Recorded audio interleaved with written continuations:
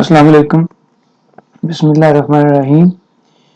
ہم یہ last topics ہیں اس چیپٹر کے. اس میں ہم ڈسکس کریں گے stack unwinding, change, exceptions, new exception type اگر آپ نے ڈکلیئر کرنی ہے اپنی طرف سے کوئی class, post conditions and pre conditions اور assertions. تو سب سے پہلے تو ہم بات کرتے ہیں اسٹیک انوائنڈنگ کی. When an exception is thrown but not caught in a particular scope, the method called stack is unwound. An attempt is made to catch the exception in the next outer try block.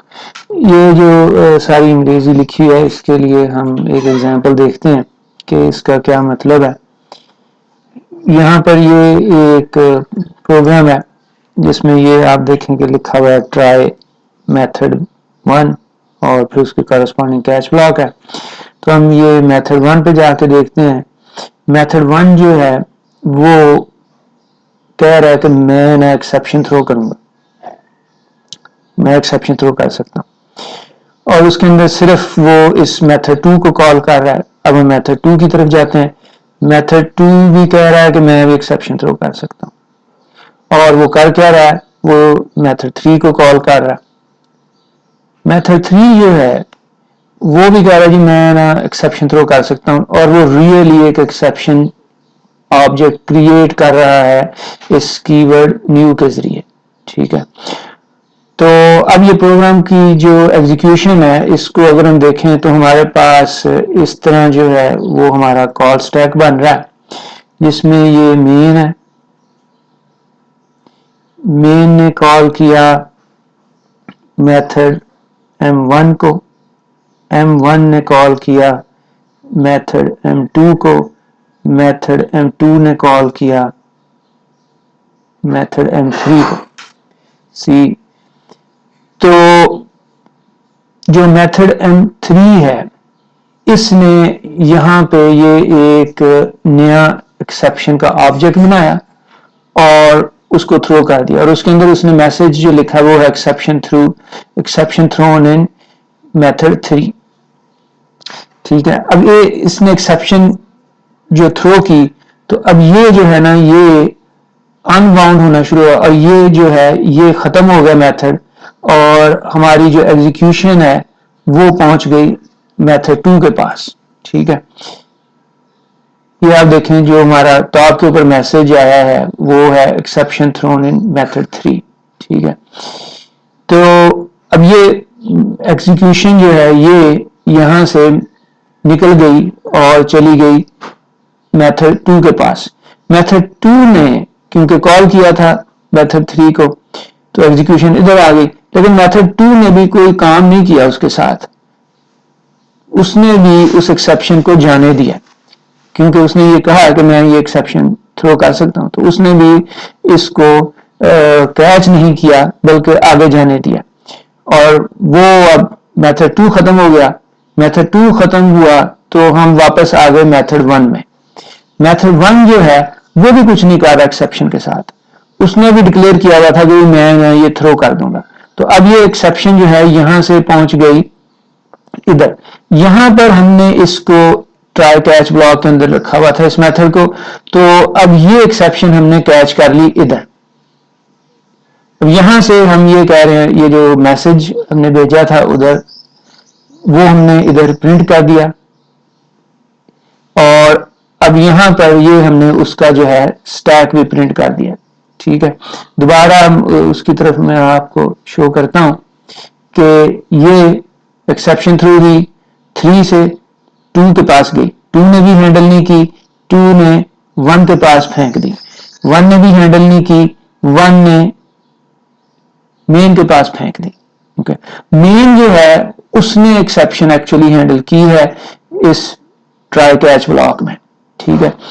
اور اس کے بعد پھر مین نے کیا کیا کہ اس exception کے پاس یہ ایک ارے کا میتھڈ ہے جو ہمیں ایک ارے ریٹرن کرے گا آف ٹائپ ٹریس ٹیگ. اس ٹریس ٹیگ کے اندر ہمارے پاس یہ کلاس ہے جس میں ہمارے پاس یہ میتھڈز ہیں، ٹر class name, file name, line number, method name, جس سے ہم پتا کر سکتے ہیں کہ یہ جو ایکسیپشن تھی ये किस क्लास से आई, वो क्लास किस फाइल में थी, कौन सा लाइन नंबर था, कौन सा मेथड नंबर था, ये तमाम इंफॉर्मेशन जो है हमें ये इस स्टैक ट्रेस एलिमेंट से पता लग सकती है।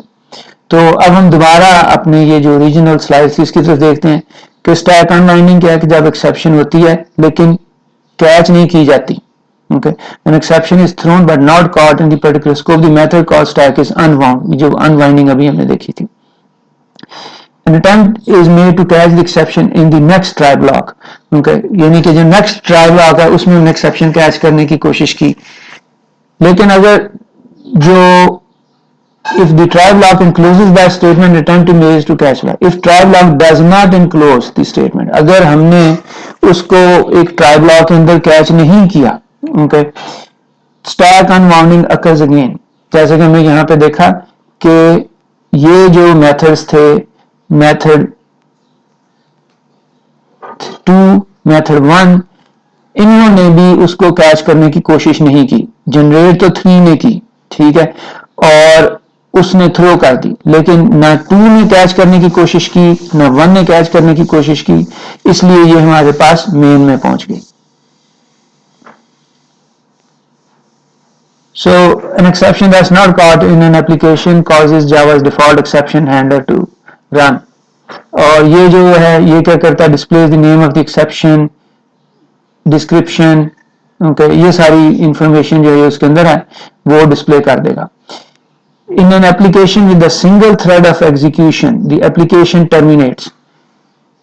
अगर एक एप्लीकेशन में सिर्फ सिंगल ही थ्रेड है तो वो एप्लीकेशन टर्मिनेट कर जाएगी। अगर उसके पास मल्टीपल थ्रेड्स हैं तो जिस थ्रेड में वो एप्लीकेशन जिस थ्रेड के अंदर वो एक्सेप्शन जनरेट हुई है सिर्फ वही टर्मिनेट होगा। मैं ये पहले भी एग्जांपल दे बैठा हूं कि जैसे MS वर्ड में आप साइमल्टेनियसली अपने प्रोग्राम को लिख भी रहे होते हैं, यानी कि एडिट कर रहे होते हैं, ठीक है, साथ ही स्पेल चेकर भी चल रहा होता है, साथ ही आपका प्रोग्राम जो है वो बैकग्राउंड में सेव भी हो रहा होता है। ये सारे काम अलग-अलग थ्रेड कर रहे हैं। सो 3 थ्रेड चल रहे हैं। अगर एक्सेप्शन जो है वो स्पेल चेकर में जनरेट हुई है तो स्पेल चेकर टर्मिनेट होगा, ये बाकी 2 चलते रहेंगे। सो थ्रोएबल के अंदर मेथड है टू स्ट्रिंग जो कि जिसके अंदर नाम वगैरह वो कर देगा।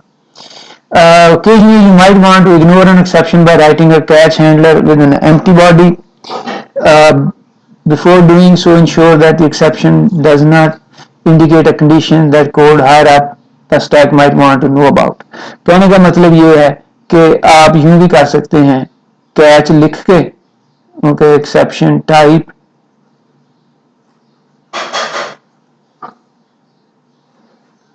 ठीक है, और उसको आप बस यूं कर दें, यानी कि यहाँ पे आप कुछ भी ना करें। तो ये बेसिकली एक्सेप्शन को ज़ाया करने वाली बात है।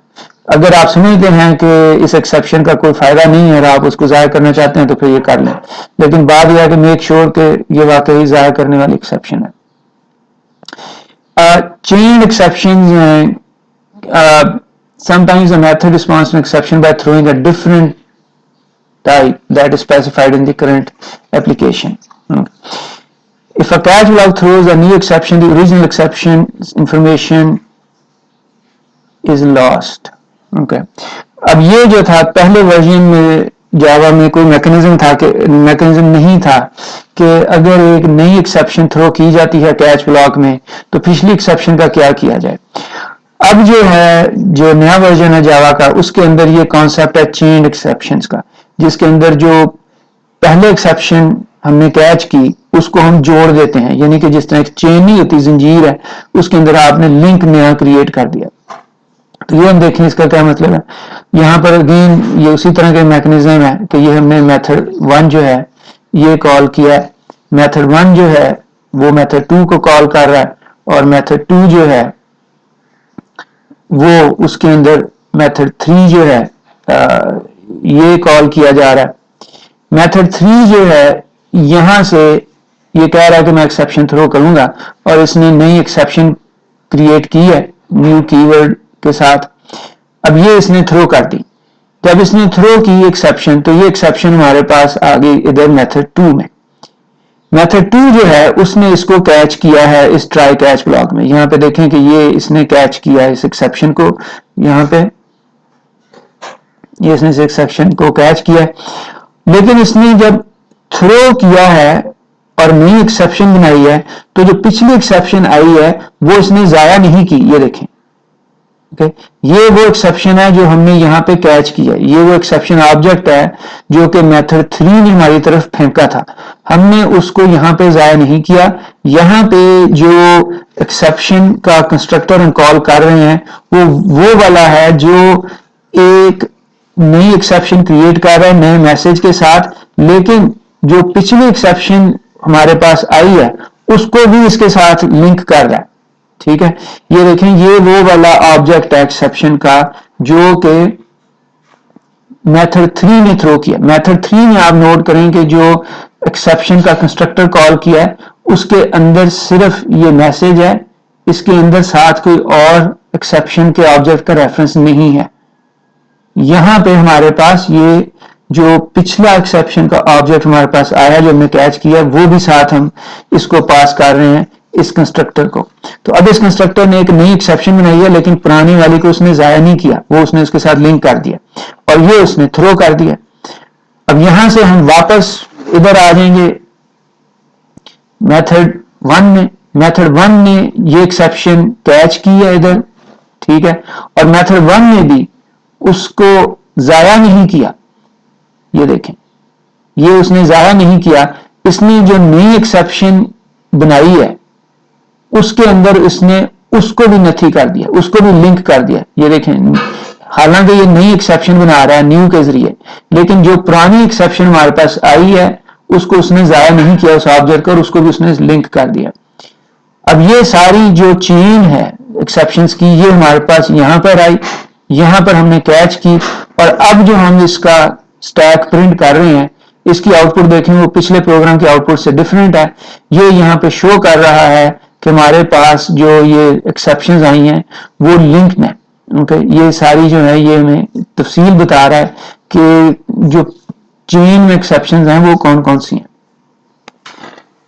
ابھی تک ہم نے جو ایگزسٹنگ ایکسیپشنز ہیں ان کو ہی یوز کیا ہے, لیکن کئی دفعہ ہمیں جو ہے یہ ضرورت پیش آئے گی کہ ہم اپنی ایکسیپشن جو ہے وہ کلاس بنائیں, ہم اپنی ایکسیپشن کی کلاس بنائیں جو کہ اسپیسیفک ہو ہماری پرابلم کے لیے.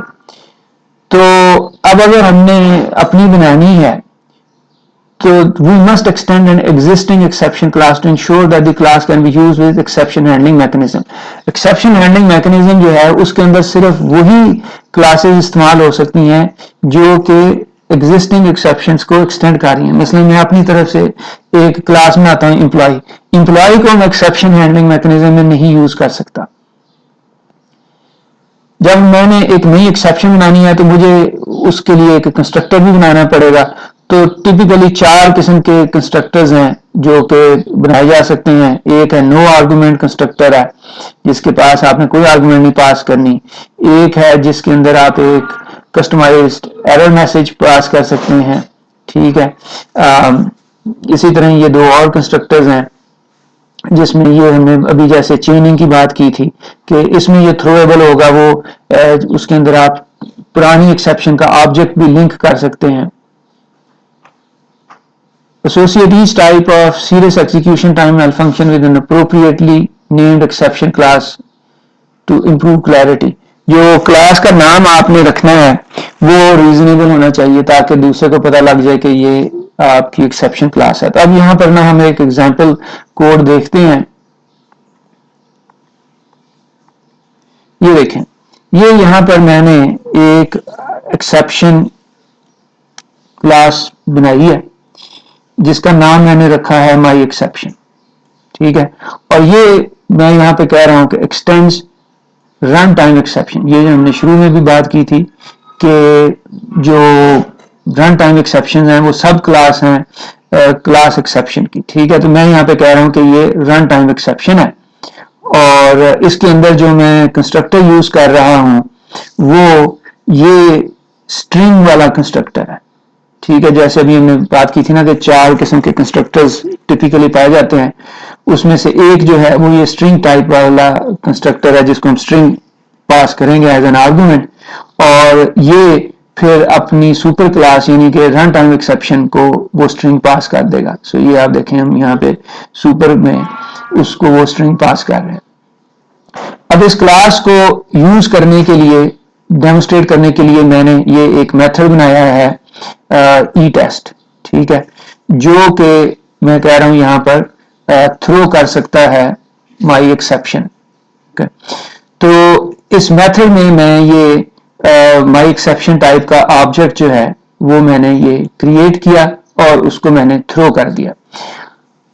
اب اس میتھڈ کو ای ٹیسٹ کو میں یہاں پر کال کر رہا ہوں اور ادھر یہ آبجیکٹ جو اس کا کریٹ ہوا تھا وہ یہاں پہ پہنچ جائے گا.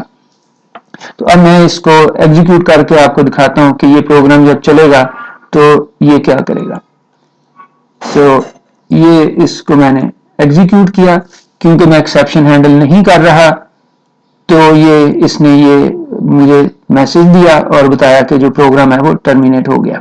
ٹھیک ہے, اب جو پوائنٹ یہاں پر میں ایک ایمفیسائز کرنا چاہ رہا ہوں وہ یہ کہ یہ کیونکہ میں اپنی کلاس جو ایکسیپشن کی بنا رہا ہوں وہ میں بنا رہا ہوں by extending runtime exception, اس لیے یہ ان چیکڈ ایکسیپشن ہے. ٹھیک ہے, ہم نے شروع میں پچھلے لیکچر میں بات کی تھی کہ ان چیکڈ ایکسیپشنز کے لیے مجھے ٹرائی کیچ بلاک لگانے کی ضرورت نہیں ہے. اس لیے یہاں پر آپ دیکھیں کہ میں نے اس میتھڈ کے لیے ٹرائی کیچ بلاک نہیں لگایا اور کوئی مسئلہ بھی نہیں ہوا. ٹھیک ہے, جو ایکسیپشن ہے وہ اس نے پروگرام تو ٹھیک ہے میرا ٹرمینیٹ کر دیا, لیکن کمپائلر کو اس کے اوپر کوئی اعتراض نہیں ہے کیونکہ یہ ان چیکڈ ایکسیپشن ہے.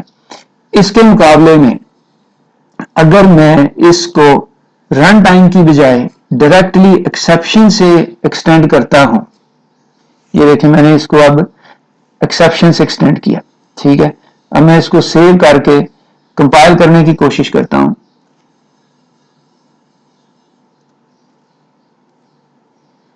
تو یہ دیکھیں یہ اس نے ایرر دیا اور یہ ایرر کہہ رہا ہے unreported exception my exception must be caught or declared to be thrown.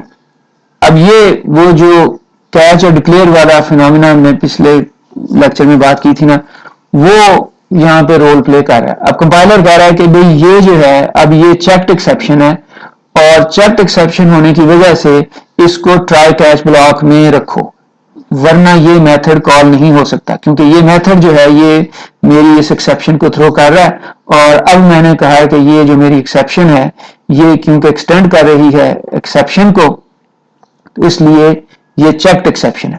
اس کے لیے مجھے اب ٹرائی کیچ بلاک میں ڈالنا پڑے گا. تو اب آپ یہ دیکھیں کہ یہ میتھڈ ای ٹیسٹ جو ہے اب یہ میں اس کو اس ٹرائی کیچ بلاک میں ڈالتا ہوں. یہ میں اس کو سیو کر دیتا ہوں اور میں اس کو اب کمپائل کرتا ہوں.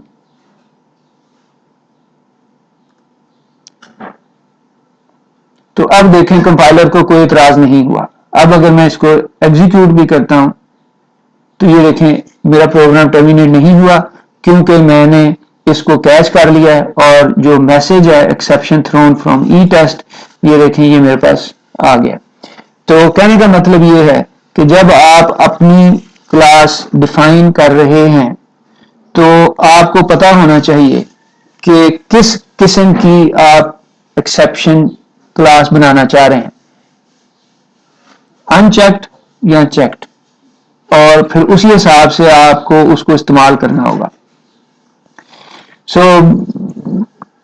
ایک اور بات, جب آپ بنانے لگیں کلاس تو آپ دیکھیں کہ اس سے ملتی جلتی کوئی چیز موجود ہے.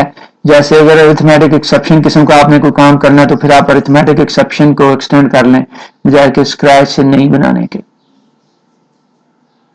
یہ ایک کنونشن ہے, by convention all exception class name should end with the word exception. Pre condition and post conditions جو ہیں وہ اس کا تعلق یہ ہے کہ کافی سارا ٹائم جو ہے وہ پروگرامرز کا وہ مینٹیننگ اور ڈیبگنگ میں گزر جاتا ہے. To facilitate this task and to improve overall design they can specify expected states before and after a method's execution. These states are called preconditions and postconditions respectively. یعنی کہ کسی task کو کرنے سے پہلے آپ یہ اسپیسیفائی کر سکتے ہیں کہ اس ٹاسک سے پہلے جو اسٹیٹ ہے وہ فار ایگزامپل کسی ویریبل کی وہ یہ ہونی چاہیے, اور اس میتھڈ کو کال کرنے کے بعد اس کی اسٹیٹ یہ ہونی چاہیے. جو پہلے والی اسٹیٹ ہے اس کو ہم کہہ دیں گے پری کنڈیشن, اور جو اس میتھڈ کے ایگزیکیوشن کے بعد اسٹیٹ ہونی چاہیے اس کو ہم کہہ دیں گے پوسٹ کنڈیشن. سو پری کنڈیشن جو ہے وہ ٹرو ہونی چاہیے جب میتھڈ ہم انووک کریں. Describes constraints on method parameters and any other expectations the method has about the current state of the program just before it begins executing. So method جو expect کر رہا ہے کہ یہ والی صورتحال ہونی چاہیے وہ ہماری pre conditions ہیں. If the preconditions are not met, the method's behavior is undefined. کیونکہ بات یہ ہے کہ اگر pre conditions جو ہیں وہ اس صورتحال مطلب اس طرح نہیں ہیں تو میتھڈ کا behavior جو ہے وہ پھر undefined ہوگا. You should never expect consistent behavior if the preconditions are not defined. کیونکہ میتھڈ ایکسپیکٹ کر رہا ہے کوئی ویریبل کی ویلیو ایک سرٹن رینج کے اندر اور وہ اس رینج سے باہر ہے, تو وہ میتھڈ جو ہے وہ پھر اس کا بیہیویئر صحیح نہیں ہوگا. Post conditions is true if method successfully returns. Okay, post condition جو ہے وہ اس وقت ٹرو ہوگی اگر میتھڈ جو ہے وہ سکسیسفلی ایگزیکیوٹ ہوتا ہے. Describe constraints on the return value and any other side effects the method may have. Okay, so post condition میں ہم چیک کر لیں گے کہ ہاں جی یہ اس کی جو ریٹرن ویلیو ہے وہ یہی تھی.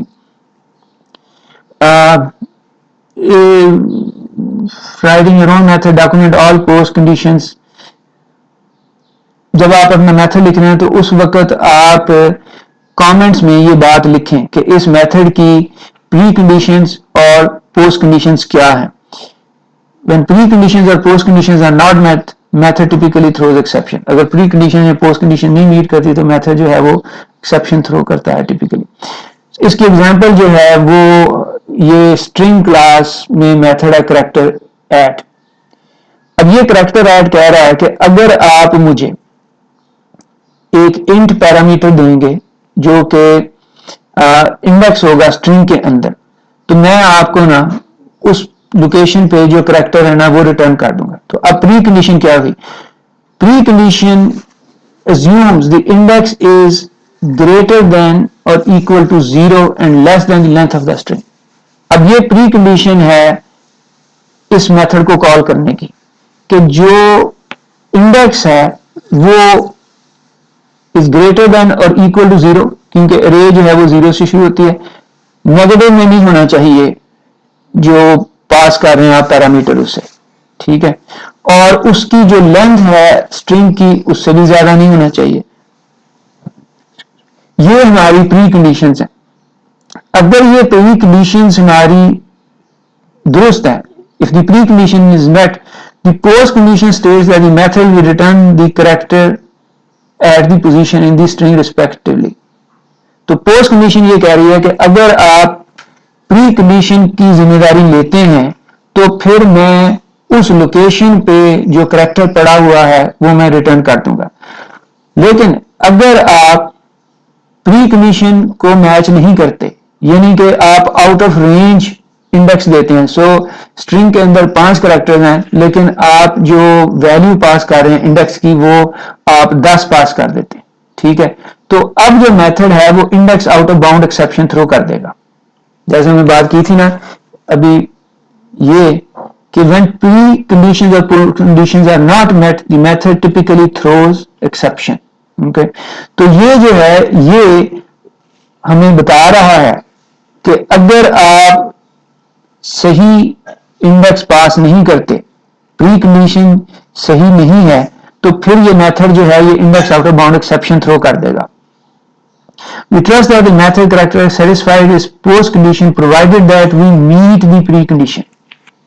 ہم یہ بات assume کریں گے کہ اگر ہم اس میتھڈ کی جو پری کنڈیشن ہے کہ مجھے within proper range index pass کرو تو میں اس لوکیشن پہ جو کریکٹر پڑا ہوا ہے وہ ریٹرن کر دوں گا. ہمیں اس بات کے اوپر کنسرن نہیں ہے کہ میتھڈ کیسے یہ کام کرے گا. ہم صرف یہ زیوم کریں گے کہ اگر ہم اس کی پری کنڈیشن کو سیٹسفائی کرتے ہیں تو وہ پوسٹ کنڈیشن جو اس نے لکھی ہوئی ہے وہ اس پر عمل کرے گا. سو یہ سم programme state pre condition informally ادرس جو ہے وہ اس کی زیادہ فارمل ریپرزنٹیشن لکھتے ہیں. Then we have assertions. When implementing and debugging a class, it is sometimes useful to state conditions that should be true at a particular point in a method. Assertions help ensure a program's validity by catching potential bugs and identifying possible logical errors. یہ جو انگریزی ہے اس کے لیے ہم ایک programme دیکھتے ہیں کہ اس کا کیا مطلب ہے. مثلا یہاں پر ہم نے یوزر سے نا ایک انٹیجر لیا, نیکسٹ انٹ سے ہم نے انٹیجر لیا اور ہم یہ چیک کرنا چاہ رہے ہیں, یہاں پر ہم نے کچھ اور بھی کام کرنا ہے, لیکن وہ کام کرنے سے پہلے ہم جو ہے نا وہ چیک کرنا چاہ رہے ہیں کہ یوزر نے واقع ہی ہماری انسٹرکشن پر عمل کیا ہے. ہم نے اس کو کہا تھا کہ ایک نمبر انٹر کرو بٹوین 0 and 10. اب یہ جو نیکسٹ انٹ ہے یہ میتھڈ تو یہ نہیں چیک کر سکتا کہ نمبر جو ہے وہ 0 اور 10 کے درمیان ہے کہ نہیں, وہ تو صرف یہی چیک کرے گا کہ یہ نمبر انٹیجر ہے کہ نہیں. ہم یہاں پر یہ اس assert کے ذریعے یہ چیک کریں گے کہ کیا نمبر 0 یا اس سے بڑا ہے اور 10 یا اس سے چھوٹا ہے کہ نہیں. اگر تو یہ بات ٹرو ہے پھر تو ٹھیک ہے, ادروائز ہم یہ ایکسیپشن تھرو کر دیں گے یہاں پہ. سو یہاں پر مثلا اگر آپ آؤٹ پٹ میں دیکھیں تو ہم نے یوزر کو پرامپٹ کیا, یوزر نے 5 انٹر کر دیا تو ٹھیک ہے, ہم نے آگے چل کے یہ ڈسپلے کر دیا. لیکن اگر یوزر نے یہاں پہ 5 کی بجائے غلطی سے یا جان بوجھ کے 50 انٹر کر دیا ہے تو اب آپ یہ دیکھیں کہ یہ یہاں پر ایکسیپشن تھرو ہو گئی ہے. Okay, so coming back to the idea کہ یہ assertions کیا ہیں. assertion جو ہے وہ پروگرام کی ویلیڈیٹی چیک کر رہے گا by catching potential bugs and identifying possible logical errors. دیکھیں وہ لاجیکل ایرر تھا کہ جو ویلیو انٹر کی گئی وہ 50 انٹر کی گئی. سو assertions کے 2 ورژنز ہیں, ایک میں آپ سمپل ایکسپریشن دے دیں, اوکے, اور دوسرے میں آپ جو ہے وہ چیک کریں کہ یہ والی ویلیو یہ والا ایکسپریشن ٹرو ہے کہ نہیں.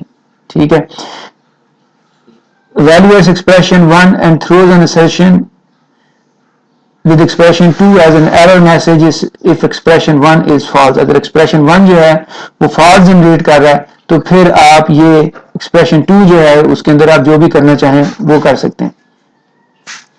So this can be used to programmatically implement preconditions and postconditions to verify that any other intermediate state.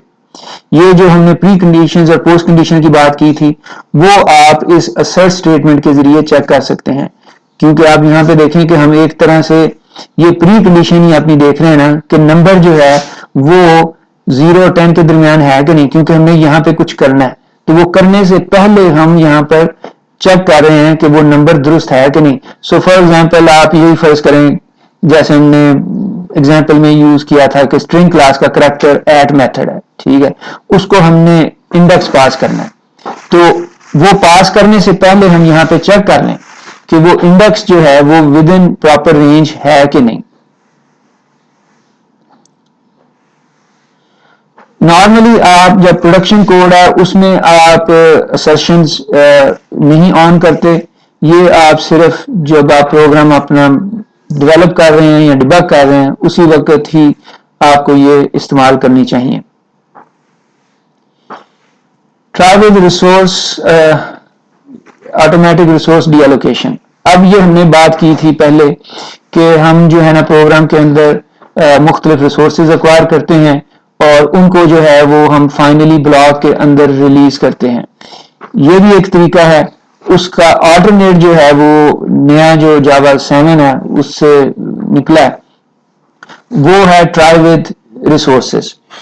یہ جو ٹرائی ود ریسورسز ہے اس سے جو پروگرامنگ ہے وہ ذرا سمپل ہو گئی ہے, کیونکہ اب ہمیں سوچنا نہیں پڑے گا کہ وہ ہم نے فلانی ریسورس ایکوائر کی تھی تو اب اس کو ہم نے ریلیز کرنا ہے. فار ایگزامپل اگر ہم نے ایک فائل اوپن کرنی ہے اور بعد میں ہمیں اس کو کلوز بھی کرنا چاہیے, تو اب ہمیں سوچنا پڑے گا وہ ہم نے کلوز کیا ہے کہ نہیں. تو اس کے مقابلے میں ہم یہ اگر یوز کریں تو یہ آٹومیٹیکلی اس کو کلوز کر دے گا. وہ کس طرح؟ جو کلاس ہم نے بنانی ہے وہ آٹو کلوزیبل انٹرفیس کو یوز کرتی ہو تو پھر یہ کام ہوگا. سو میں پہلے یہ شو کر دوں اس کا سنٹیکس, پھر میں شو کرتا ہوں کہ یہ آٹو کلوزیبل کیا چیز ہے.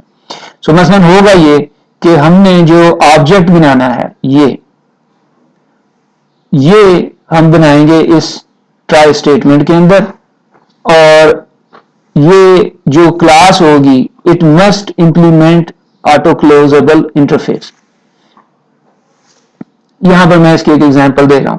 یہ آپ دیکھیں, ہم نے یہاں پر ایک فائل اوپن کرنی ہے اور یہ آبجیکٹ ہے, آبجیکٹ ان پٹ اسٹریم. یہ ہم تفصیل اس کی جو اب فائل ہینڈلنگ والے چیپٹر پہ آئیں گے نا اس وقت دیکھیں گے. یہاں پر آپ صرف یہ دیکھیں کہ یہ آبجیکٹ ان پٹ اسٹریم کا آبجیکٹ میں کریٹ کر رہا ہوں نیو کے ذریعے, ٹھیک ہے. اور یہ جو آبجیکٹ ان پٹ اسٹریم کلاس ہے اس کی ڈاکومنٹیشن میں دیکھتے ہیں. یہ دیکھیں, یہ ہے کلاس آبجیکٹ ان پٹ اسٹریم اور اس کے نیچے لکھا ہوا ہے آل امپلیمنٹڈ انٹرفیسز میں آٹو کلوزیبل. اب یہ جو آٹو کلوزیبل انٹرفیس ہے اس کی اگر آپ ڈیفینیشن میں آ کے دیکھیں, یہ لکھا ہوا ہے انٹرفیس آٹو کلوزیبل.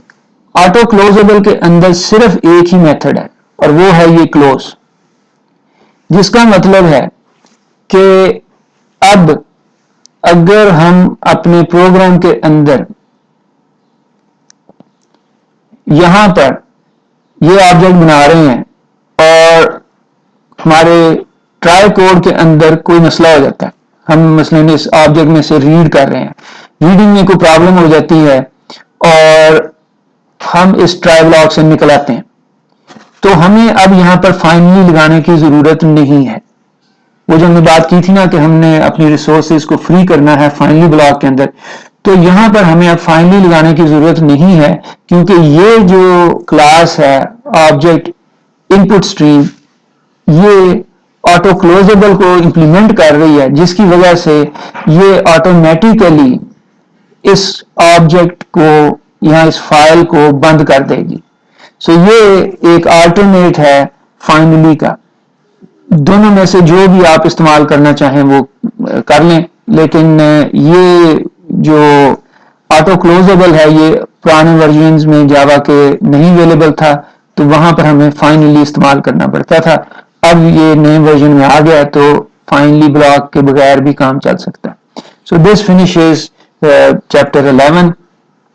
السلام علیکم.